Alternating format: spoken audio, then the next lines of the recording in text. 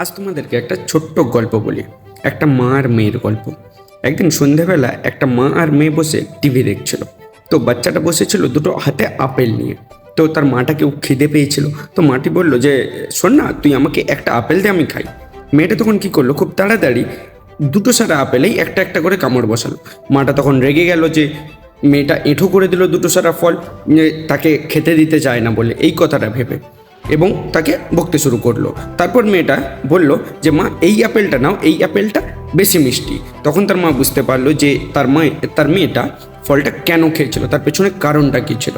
তো আমি এই ছোট্ট গল্পটার মধ্যে দিয়ে দুটো কথা বলতে চাই। এক, যে কোনো ডিসিশনে পৌঁছানোর আগে তার পেছনে সময় দেওয়া উচিত, যে ডিসিশনটা আমি ঠিক নিচ্ছে কিনা। আর 2 নম্বর, যে একটা ছোট্ট ডাউট আমাদেরকে লাইফ টাইম রিগ্রেট ফিল করাতে পারে। তাই ওই ডাউটটা যেন ভালোভাবে সলভ হয়, তার পেছনে আমাদেরকে সময় দেওয়া উচিত, যাতে ওই ডাউটটা কেন এলো, ওই ডাউটটা আমরা কেন করছি, সেটাকে আমাদেরকে জানতে হবে বা বুঝতে হবে।